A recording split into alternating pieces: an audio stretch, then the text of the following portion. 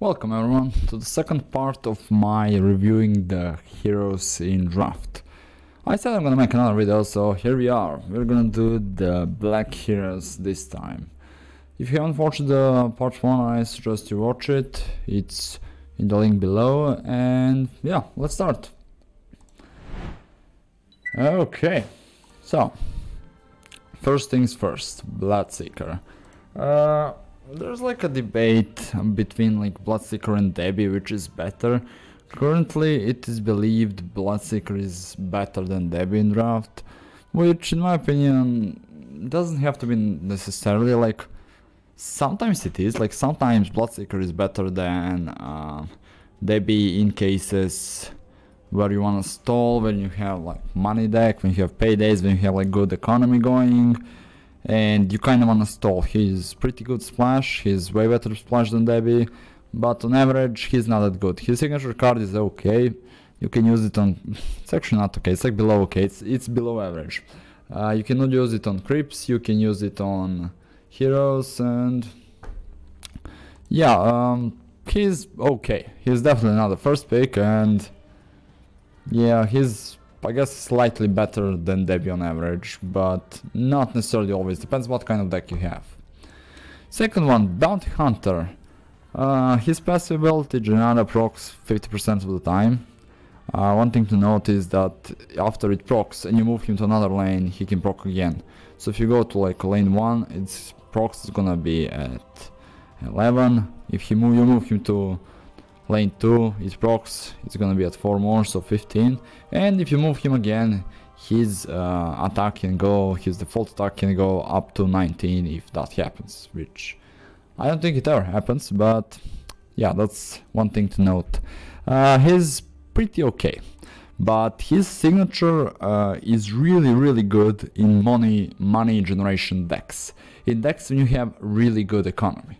So when you have Helm of Dominator, when you have Horn, when you have Vesture, Bounty is amazingly good. But when you don't have those items and your economy is meh, he's not that good. To be honest, Debbie is better. A bit higher HP than Debbie doesn't really mean much. He's okay. He's amazing in money generation decks, and he's okay in general. For a splash, he's not that good. Default hero, Debbie the Cunning. Her passive is deal 2 damage when attacking a hero or a tower, and her signature is No Accident. No Accident is pretty good because that means that you don't need to run too many grazing, well, you don't need to run any grazing shots, you don't need to run too many hip fires if you run that.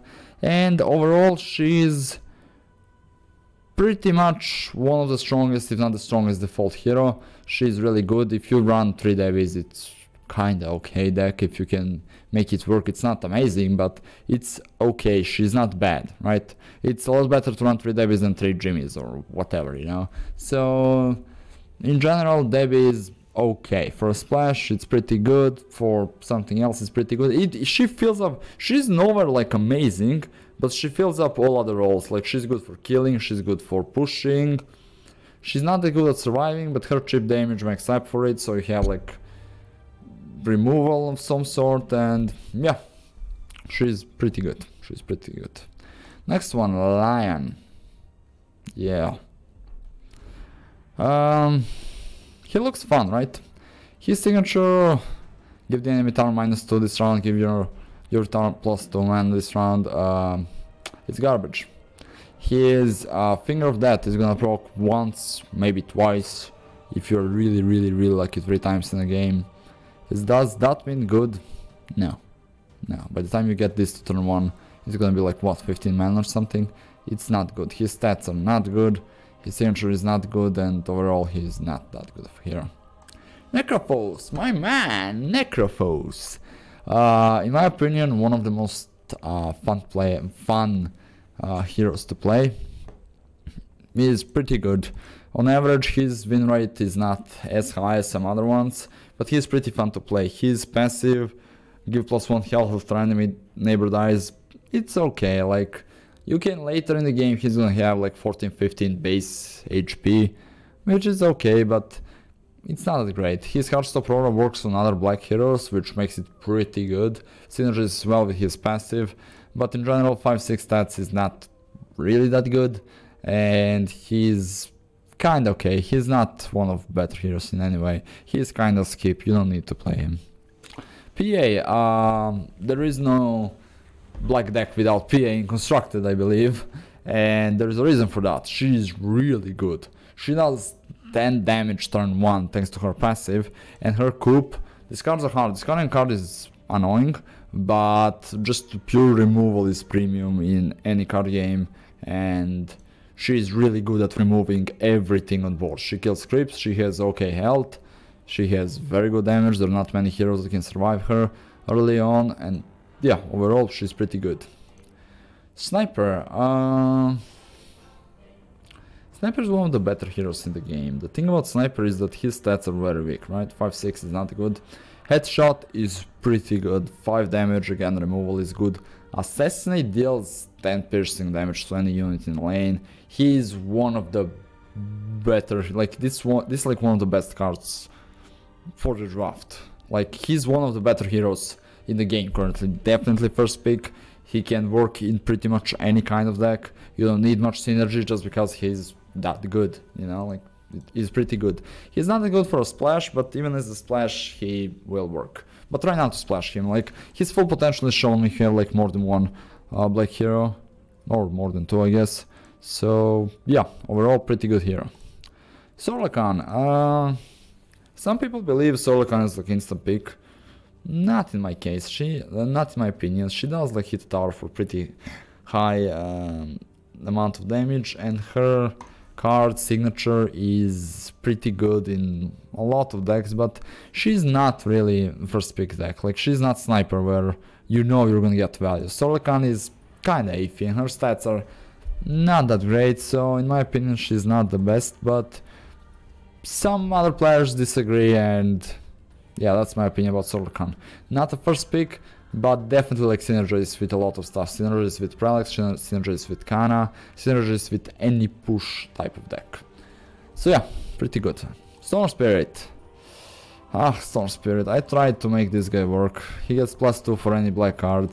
His Ball Lightning signature is good, but just not enough impact. I tried making him work, just can't.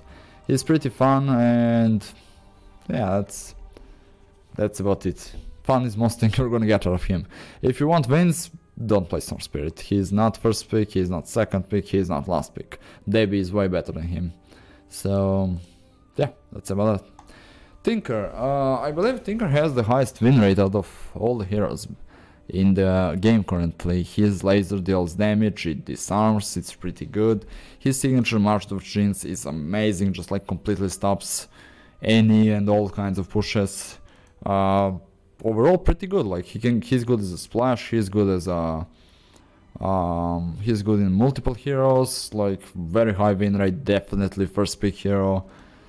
Just pretty good hero overall.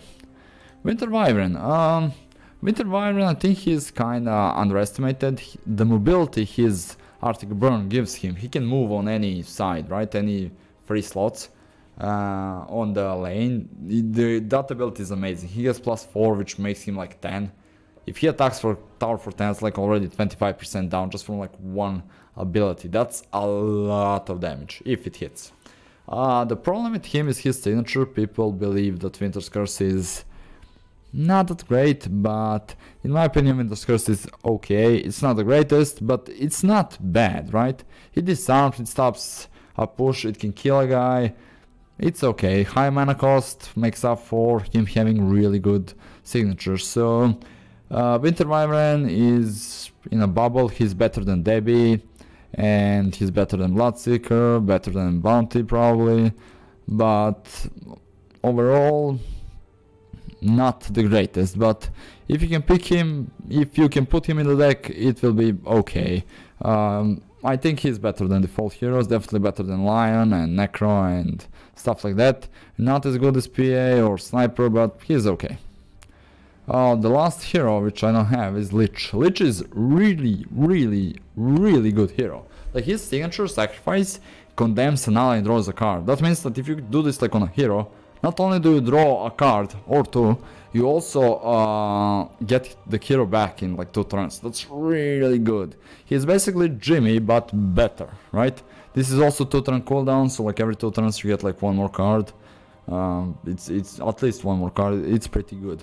His signature is amazing. This does like, it repeats 7 times, so in general it does what, 24 amount of damage with no armor. That's really good. That's like game winning. Plus it gives you initiative, so like you can Chain Frost 1 lane, then Chain Frost another lane, and Chain Frost 3rd lane, but that's very unlikely to happen. But overall he's very, very good. Definitely first pick, has a very high win rate. I definitely could not recommend more Lich. So yeah. Yeah, that's it about this little review of mine. Thank you guys for watching. If you like, feel free to subscribe and like and stuff like that. I'll be posting more guides, and yeah guys, thank you for watching. I stream over at twitch.tv/skybook123, and yeah, see you there every day 10 AM Central European time. Have a nice night.